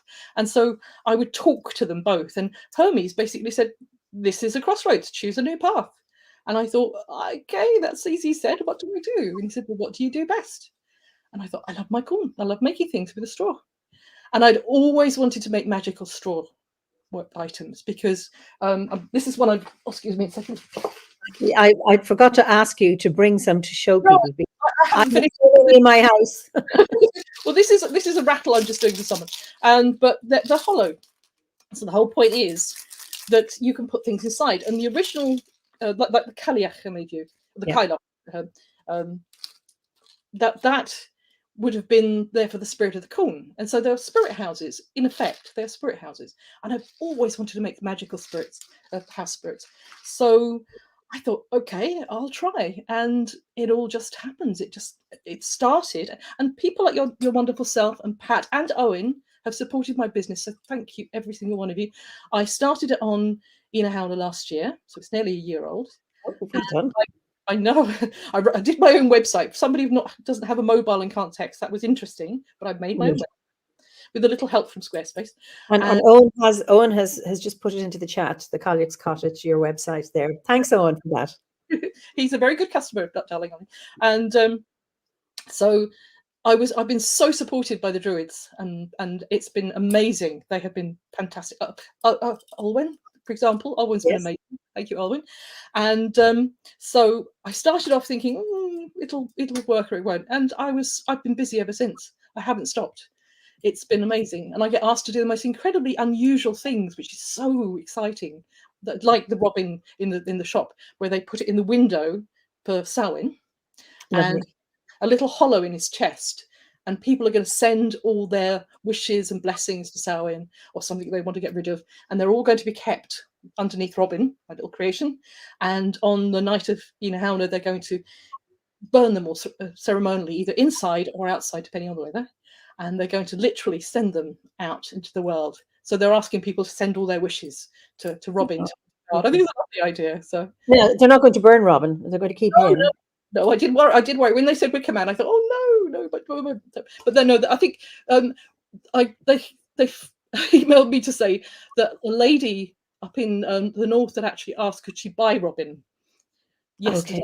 The first day he was in the window, and Maria had said, no, he's family, go away, leave him alone. They've got as fond of him as I am. He's very hard not to love. We've had him in the house for 2 months, and I talk to him every day. It's like my son has left home. But no, it's very interesting what people ask you to do. I've had some most incredible things to do. There seems to be no end to your imagination. Pat says Mel made the most magical Awen. It's like a living being in my house, and I've seen it. Do you have any more that you could show our viewers? My darling husband will have to reach them because they're in the other room, in the bedroom. Because not only do you make the corn dollies or the corn thingies, because I remember you came and did a wonderful workshop at Eimear Spirit Celtic. I can't remember how many years ago that was. That was about 3 or 4 years ago. That was excellent fun. Thank you for that. It was, but it wasn't just you saying, okay, you get your pieces of straw and you turn it 3 times this way and 2 times that way. You actually workshopped it. You told stories. We had to get up and role play. Either the love knots, exchanging those, what happened at a wedding, the kayak, the reaping, with the scythe and all of that. You made it so alive. It was just so magic. And then it made us all like, oh, I want to make one of those. It was just magical. School that you've got to entertain 150 children in a day. My husband's just brought some in. These are. Hang on, thank you, Wolf. There's a horseshoe. That's beautiful. And that's made of oats. And there's, if I pass this one over, Wolf, thank you, Mona. My lovely assistant will pass them to me. There's a cornucopia. Lovely. And that's for abundance. This is the first one I ever bought. Not this one particularly, but a tiny one. When I was 6 years old, we went to a farm in Kent where they milked sheep. I know, it's weird what you remember, isn't it? And we did the little tour, and we went to the shop, and of course there were sweets, so everyone was buying sweets. And I looked up, and there was this tiny cornucopia hanging above my head, like this golden kind of thing in my sky. And I said, I want that. And I spent all my pocket money on this little tiny piece of straw, which is now in my cupboard here in the larder. Right. And I drove everyone mad asking what it was, because I knew I'd seen one before somewhere, and I knew what it was, but I didn't know what it was. Does that make sense? I remembered it, but I didn't know what it was. And no one could tell me. I lived in Kent. No one knew anything about harvest. It was embarrassing, really.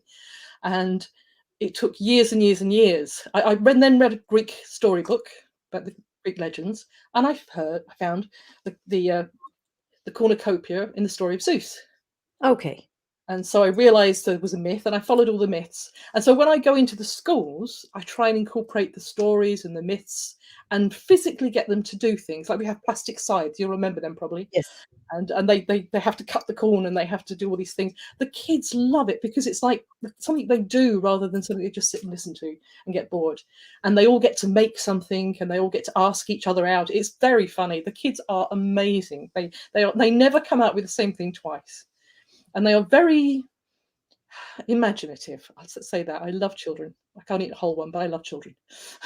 Well, the children, the adult children at Eimear, at your workshop, we all loved getting up there and doing the role play. And, it just appealed, I think, to everybody in terms of engaging with the stories, the traditions, and then making it just, regardless of what age, just wonderful. You were brilliant children, all of you. I had great fun with you. And we were well behaved. That was very good. Very Sal says, when I was young, my grandparents would create humble but intricate corn dollies in the corner of the harvest field and fill the belly part with gifts of berries and wild fruit in honouring the harvest goddess. That's beautiful. Beautiful. Thank you. But we don't do that now. We forget to say thank you. And it's important that, the earth gives you all these things. You should say thank you to it. It's very important. And there's the myths and the stories behind it just fascinate me. I belong to the International Guild of Straw Craftsmen. I write a folklore corner in their magazine, so I try to talk like the horseshoe. I talk about all the stories behind the horseshoe and get people to pass in their stories as well. So I'm trying to keep them alive. Funny, Alenia says, I wish I had your gift. I told my niece about sea foam and mermaids, and now she won't let her children touch sea foam. So do you have a myth you'd like to share in terms of one of your creations? Oh, goodness me. Thank you for warning me. Myth, let me think. I suppose the cornucopia is the easiest because it's the one that's well known. It's one I tell the children. Kronos was the father of the gods, and he had a prediction that one of his children was going to kill him, as the Greeks always did. That's one of those things they do. I think the only myth in Greece that ever ended well was Theseus or Perseus? No, it was I'll remember in a minute. It's the man who made the statue. Pygmalion. Yes. But so he had this myth, he had this premonition or story that one of his children was going to kill him. So he decided that every time his wife presented him with a child, he would swallow it. Mm-hmm. The kids were all horrified by it. And so his poor wife would come and present the child, and he'd open his mouth and swallow it, and it'd go into his stomach. And of course, they didn't die because they were gods; they were immortals. They'd just be trapped in his stomach. And his wife got really annoyed in the end, and so the last baby she wrapped in a stone in swaddling, and gave him the stone and hid Zeus in a cave. And so he thought he'd swallowed his son, and he'd actually just swallowed a stone. And Zeus, obviously hearing what happened to all his siblings, vowed to kill him. So, self-fulfilling prophecy as they are. And he was brought up in a cave, and there was a magical goat called Arimathea, and she had this incredible horn, which apparently he was supposed to have pulled off when he was playing one day. But the horn and the goat never stopped giving milk, or or substance, which is why it's the horn of plenty. And so he grew up as this incredibly strong child. And I think there was, I'm trying to think of the Greek name for them, but there were like these warriors outside the cave where he was. And every time the baby cried, they'd make all these noises to cover the noise of the baby crying, so Zeus wouldn't hear them. Okay. Interesting. Can you remember Wolf? I can't remember what they were called. There was a special name for this troop of warriors. And also another story says that Zeus was born hanging between earth and sky because his father ruled the sky and the earth. But if he was suspended in midair, his father would never notice him. So there's all these wonderful myths about how he escaped being killed. And so eventually he grew bigger and stronger and he killed his father. And when he released all his siblings, they all came tumbling out and were perfectly okay. So we make it very dramatic when we talk it with the kids, because the kids like all the, there's something, another baby. But it's great fun. The kids are so enthusiastic and they get very worried about what's going to happen at the end. So, but the myth of the cornucopia is wonderful, because then I researched it, and it said that I think it was the Spanish brought it over to Ireland, obviously with all their travels. Okay. And that the idea was to hang it in your larder, so that there would always be food in your house. You'd never run out of food. So it was an abundance symbol, and that's why mine lives in the cupboard. And we've never run out of food yet. Touch wood, and I hope we never will. Maybe I could do with a little less food, but. The cornucopia is a lovely symbol, and most people will see cornucopia in a shop somewhere and won't even know what it is anymore. There's a lovely story we were listening to. Is it Classic Wolf? Classic Stories? About all these words that we use every day that we don't realise are Greek. It's stunning how much we've lost. When people had a classical education, they had all this automatically in their fingers. Now people don't know half of the things that we did even when we were children. Even it's a great shame. So it's nice to go into the schools and put that back. The teacher's always terrified of telling something horrible story. But when I was coming to Eggshot, I would torture myself about how to do that workshop, and then I suddenly thought, I'm just going to do with you what I do with the children, and I'm so glad I did, because I should be intellectual and tell them all the stories. But no, it was much more fun having you all running around in silly hats. And it was great fun. Thank you for inviting me. It was lovely. No, it was just a pleasure to have you. And of course, you were a year late. Do you remember? We'd asked you the year before, so you were well worth waiting for. Jules has, what are the corn cones worn over the face at harvest time? Are they the mummers? I don't know if that's what he's talking about. Might be straw boys. Strawberries, I have one over there. I made myself. Excellent, well done. That's at the museum in Ochakilly Oh yes, I know the one. Yeah, with Jim. I've taught Yes. there. Yeah. They're very nice up there in Fermanagh. The straw boys were for weddings, and I do this with the school. I get some of the boys and I take them outside the classroom, and I had lots of girls' clothes, so they had to put the girls' clothes on, like skirts and shawls. And technically speaking, they would have blacked their faces. They can't really do that in a school, so they would hide, and they'd wear the hats. And then I'd have a wedding going on in the classroom, and I'd have the children being married, and one boy was the priest and did the whole mass for us, which was quite entertaining. He got very into being the priest with the collar, and it was very hilarious.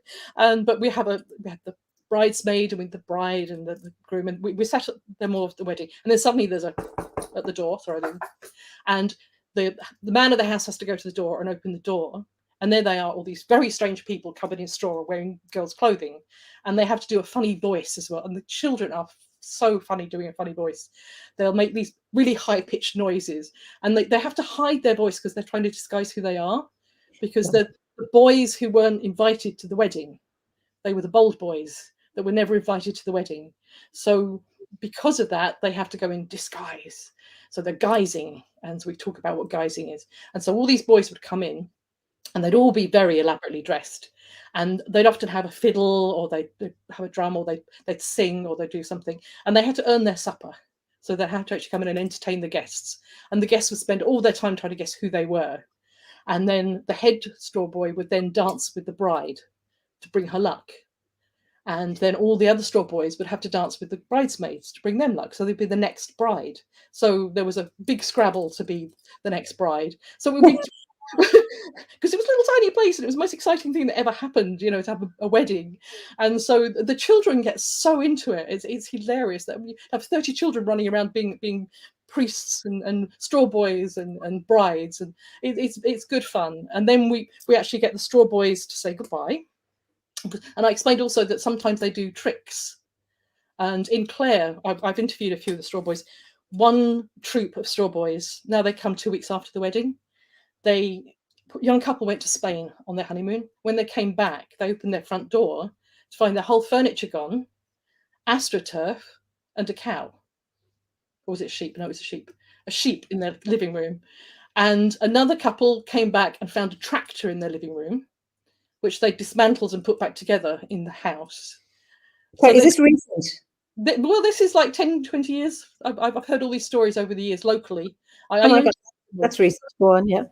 It's very recent, but they were tricksters. They do things to make people, and it was the one with the tractor. The husband was upset that it had to go. Apparently, he was more upset that they actually did it. I don't think the wife was that impressed. But imagine coming after 2 weeks and jet lag and everything. You open your door to that. I mean, the kids they always thought that was hilariously funny that somebody would do that in their house. But the straw boys would then leave. And then they'd go outside and they'd decide whether they'd had a good wedding or a bad wedding. So they'd put all their heads together. So all these little hats would go together. It was a very little huddle of hats. And you'd hear this whispering. And they'd decide. I wouldn't tell them what. I'd say, well, you decide whether you had a good one. Was the beer good? Was the girl pretty? Did you like the music? And they'd all make their own decisions. And if they had a good time, they'd put all their hats in a big pile. And I said, what do you do with them next? And for 21 years, I've never had any answer other than burn them. Kids just know what to do. You burn it, so you destroy all the negativity. It's fascinating. I've never been at a single school where they've not said automatically, we burn them, miss. Wow. It's it's just like we put them together. What do we know? We burn them. So it's something in us as a human being, I think. And so if they burnt them, if you pulled the curtains in the morning and saw this pile of burnt ash or straw, you'd know that you've been given a blessing. Whereas if you upset them, they would take all their hats and they'd put them around your farm, on your gateposts, on your barn, on a shed or something. And it was taboo to touch them. And everybody know. Yes, that was the point. Everybody knew you were a bad host. The whole village would know you were a bad host, and no one would be able to touch them. So you'd have to wait till the wind or the rain or the birds destroyed them. So they could be there for weeks. And that would give everybody the impression that, oh, they're terrible people, terrible people. Do you hear what happened when they went there? So they had power. They had this amazing power, and the kids think that's an amazing, great thing. You can kind of like upset someone or please someone. So it just showing them the power in the past, because we don't have that now. We don't do this now. And lots of people remember the straw boys coming to the house and dancing. And then you have the Biddy Boys at St. Bridget's Day. And I made hats and sent them to Canada to a troop recently, which was just before lockdown, which was lovely. Are the hats the same? The same, very similar, yes. I sent lots of St. Bridget's crosses. I made lots of different ones because they were doing a whole thing about St. Bridget. Lots of them were Irish. So okay. But I had to post these enormous, great straw boy hats to Canada. And then you had the mummers and the wrens, which are associated more with Christmas. Wrens are St. Stephen's Day and mummers are kind of Christmas. So there was lots of different times to do it. But if normally it'd be straw boys you'd see any other time of the year. And they are still going. The straw boys are still going.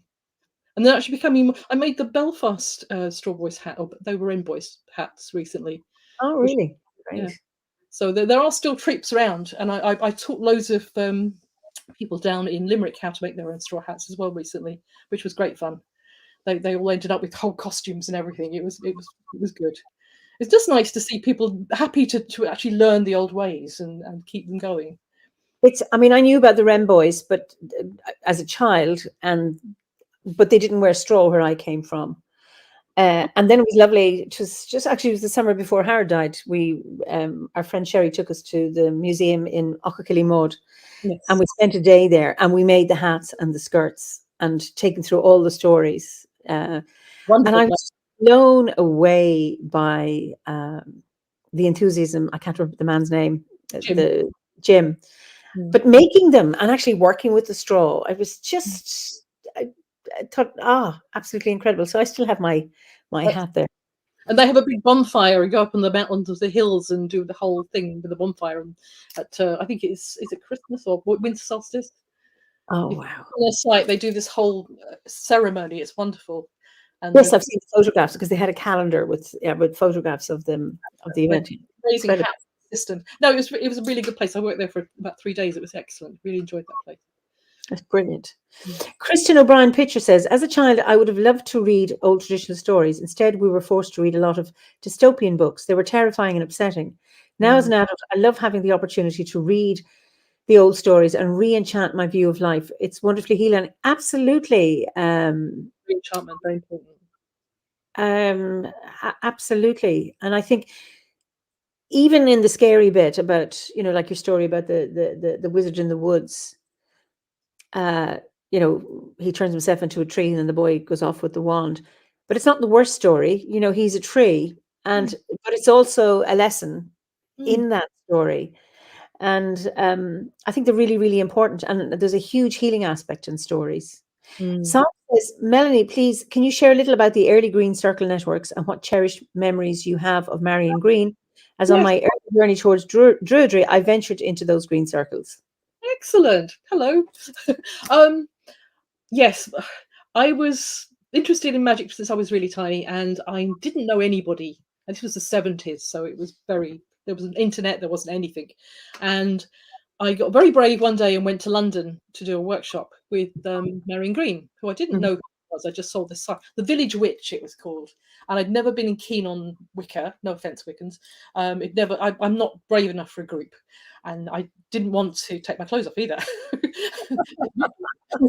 None of that. I grew up with all the pictures in the news of the world, people running around trying not to bump into each other's bits in the living room, and I just thought, no, I can't do that.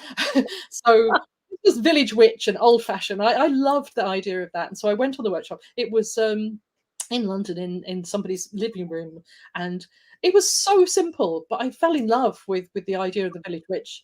And Marion Green was lovely. She's really sweet. And I remember writing to her and saying, I really enjoyed myself. Thank you so much. And then she said, do you want a job? And I said, what? She said, I need someone to run the work. And that was it. In 2 weeks, I was running the thing. I was literally new and then running the Green Circle. It was, looking back, it's just insane. And so I ended up, and it was actually lovely because it was way before internet or anything like that. And it was all done by post. You paid £1 forever. So we always I ended up paying for most of it, but never mind. But it was lovely. It was great. And people would write to you, and there'd be events, and you'd have local Green Circle groups, and it was wonderful. I love the Green Circle. I really, really miss it. And I know Marion comes to visit, Michael and Lisa down in Wexford. Oh, does she? Okay. Yes. Comes to visit them quite often. So I've always thought, God, maybe I should drop down and say hello. But it was a long time ago. But Marion was great. She was great fun. And I learned an awful lot from her. She taught me high magic and everything. She was incredible. So that was a long. Glastonbury. I've met her in Glastonbury. Doesn't she live there? Oh, she used to live in Somerset on a boat. I don't know where she lives now. Oh, yeah, I've met her in Glastonbury. Sometimes, not say in a restaurant when we were gathering. Gathering. So yeah, goes to things. That's wonderful. She's an incredible woman. She's really good, and I learned so much from her. And I remember I had someone who said he was a Satanist write to me because I was very young still. I was in my 20s. I had no idea what I was really doing, and I just loved the community. It was like the Druids. There was this amazing Green Circle. Yeah. And this man said, I'd like to join the Green Circle, but I'm a Satanist. And I thought, what do I do with him? So I remember phoning Marion up saying, well, what do I do? She said, tell him to complete his application in blood, all of it. And then we won't hear anymore. I didn't, but I know that's the kind of thing Marion would say. And I thought, okay, maybe I just won't. I didn't do that. I just thought I can't do that. But she had a high sense of humour, so luckily I didn't follow up. But then I met my first magical group there because I went to the Green Circle conference and sitting in the front row, and I was with this lady called Margaret who I'd made friends with at the first workshop, and they said, "Oh, find your local Green Circle group," and I said, there's no point. I'm not going to find one where I live. I don't know anybody where I live. And then suddenly I got this little tap on the shoulder saying, "Where do you live?" And I told him, he said, "We're your local group. Hello." And it was sitting behind And so I ended up going to Naomi Humphreys and Jerry's group for a long time. And I met John and Caitlin there. They were in the group. And Bob Stewart and all these amazing people. There were incredible people in this group. We met Gareth Knight, all sorts of people. They were all kind of connected to each other because of Marion, and Marion knew everybody. And we used to go to Orpington to these wonderful rituals. And she had this old Georgian house, and we used to hold these rituals there in her house. And so we learned so much, and then we did magic, and it was wonderful. It was great fun. Best. Yeah. Scarily fast, I just say. I went from not knowing anyone to knowing everybody. But the Green Circle had the most incredible, wonderful community. It was brilliant. Oh, that's so. What brought you to the order? Dave the Bard. Tell us about that. Who's Dave the Bard? Who's Dave the Bard? That's a very, very, very interesting character. We'd moved here after being very connected and very involved with the London scene, and we'd moved here expecting there to be something in the middle of nowhere. How silly was that? And it was difficult to make contact because I think the accent doesn't help either. And so we were very depressed. We tried really, really hard, and we'd had all these kind of doors shutting in our face. And we thought, okay, we're just going to be solitary. We'll just be on our own. And we didn't know these people, and they didn't know us, but that's obviously the vibe at the time. And I started listening to podcasts. I love podcasts. And there's lots of magical podcasts. And so I'd listen to my podcasts while I was gardening or doing something. And I found Druidcast. I thought, let's have a look at that. And I listened to it, and Wolf came home to work, and I said, you've got to listen to this. It's brilliant. And so he listened to it, and then we joined. So it's all Dave's fault. We literally listened to 2 episodes and joined, I think. We thought it was wonderful. The talky bit in the middle and the music. Yeah. Dave's banter. It's just lovely. We loved it. And so we met you at our first gathering in Glastonbury. Well, that was only my second gathering, because I remember you and Wolf looking dramatic. So I thought, oh God, they've been holding sticks as we entered into it was at the tour, wasn't it? It was. And I remember you that welcome. I just loved going through. It was the same at the town hall. My very first, I think it was Sean Hayes. I remember was the first person I met there. That just entering somehow these two staffs creating this doorway of welcome and a welcoming space. And so many people are saying that's how they joined the order too. Alan and a few other people have mentioned Alinia and others. It's so it's lovely that Dave has been the link to the order. But that's how I remember meeting you there, and it was so lovely. And I don't know if I realised you were living in Ireland then. No, because Howard wasn't with you that time. No, 2014. Yeah. No, it's 2014. Yes, at the 50th. That's when we had a great conversation. Yeah. But we met our first druid. We went to Glastonbury not knowing anybody, and I love Glastonbury because all the books, secondhand magical. I was like, you can keep shoes, you can keep handbags, you can keep makeup, but give niche books. And so I was madly going to all these bookshops, and Wolf was kind of like thinking, gosh, are we going to have enough money to eat? And so we went into the Labyrinth bookshop, and the lady there was very nice. She said, oh, why are you here? And I said, well, we're actually come to the summer gathering. She said, oh, you're OBOD, are you? And suddenly there was a big pile of books next to us. This mad head shot up. And he said, oh, hello, are you druids? And we said, yes. He said, good, come to tea. It's the first druid we met, and he was wonderful, absolutely wonderful. He was really, really colourful character, and he dragged us out to tea and buns and introduced us to everyone. So we felt like we knew everyone by the end of the time we went home. It was really sweet. Yeah. But I think that's how it is. I found people incredibly friendly and warm, and the idea is, it's about being welcoming, and anyone who's new, come on in. It's lovely. Now, I think it's hard. I find, not now, because like you, I was solitary and wanted to be solitary because I don't like groups. Now. But because I am quite shy. I'm not shy now, because if I go to a gathering, hopefully we'll be going to a gathering again, because I know everybody, it's easy. But going in as a newcomer, I find it really, really hard. And but there's a magic to these gatherings. So hopefully soon. I have a very fond memory of you and of Philip doing Dundee. Were you there in Dundee? I was there, yes. And I thought it was wonderful. You did this beautiful storytelling with your heart. Yes. And it was brilliant. And the next day, because we came to do days, didn't we? The second day, I was talking to this lady, and she said, Mother of Dragons, is she coming today? And I said, who do you She was talking about you. She thought you were Khaleesi, the Mother of Dragons because of your hair. And I've never been able to think of you as anything but Mother of Dragons ever since then. That is really kind. I usually correct them and I say Grandmother of Dragons. So you are the It's just the way she was. She couldn't think of your name, but you were Mother of Dragons. So I just thought that was wonderful. So I don't think people come up to me and say that, of all ages. It's quite funny, but very good weekend. Thank you. That was excellent that weekend. Oh, that's good. I really enjoyed. That was the first time Philip and I worked together and on Druidry in Ireland. It was lovely. You had to rush off to do an interview in Dublin afterwards. I remember you telling me. I did. Yeah, and that was a really tough interview because I was the only non-academic. There was doctor this, doctor that, doctor the other, and they were kind of dissing, Druid. Not quite. I thought they were going to ask me about what it's like to be a practical Druid, but they kept it to evidence. And hi, Ruth. There's Ruth Marshall. She's just here. Lovely to see her. You know Ruth? I do. She's an SE group and my dear friend for many years. Hello, Ruth. Ruth and I shared storytelling in actually at the Spirit of Folk Festival. I think it was in 2012. I went to her storytelling, but what was really nice, we did some karaoke together, and that's my first time ever doing karaoke. She told me. And I've never done it once, and I'd love to do it again, but I haven't had an opportunity. I have to organise that, Ruth. Yes. Yeah.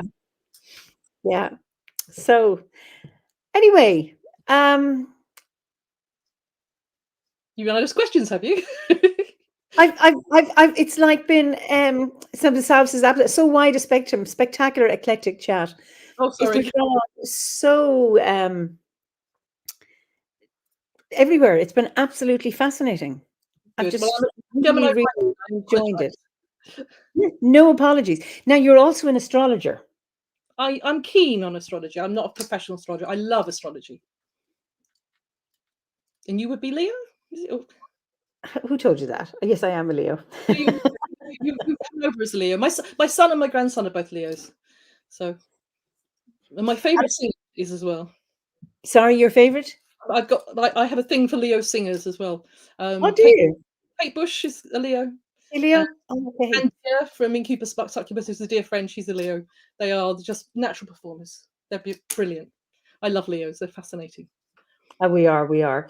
Funny, Howard was a Leo, and his first wife used to say to him, "Come on, you act like a Leo. You're quiet and shy and retiring." And he'd say, "Well, I'm the lion that's sleeping under the tree, and I'm the lion on the rock, But I'm almost Virgo. I'm on the cusp. I'm the 20th of August, so there's quite a bit of Virgo in me. Some would disagree. It's all my house, but there's a part of me that's really tidy or really untidy.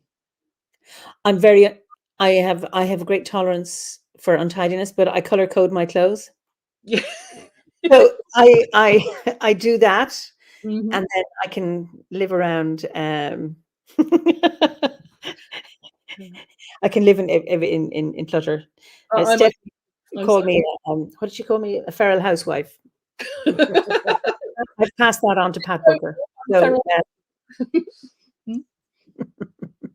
So listen, it's time to end, and Pat says do a sequel. Would it be lovely? And then so we've lots of questions, guys. We got lots of questions. Brilliant. But we need to end, and it's been such joy talking to you, Melanie. I've really, really enjoyed it. Thank you. You've been a absolutely wonderful guest.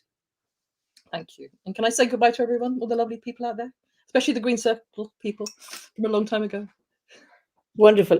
So I'm going to say goodnight to you, but hang on there, and I can chat to you afterwards, because then we can go and look through the comments. So thank you so much, Melanie. Go Ref Matthew Good, agus Slán go fóill. Slán go fóill. So thank you all for being here, and thank you for, it's been really, really interesting, because so much of the conversation has been fed from your questions, and I've really, really enjoyed that. And so it's a pleasure to have. Okay.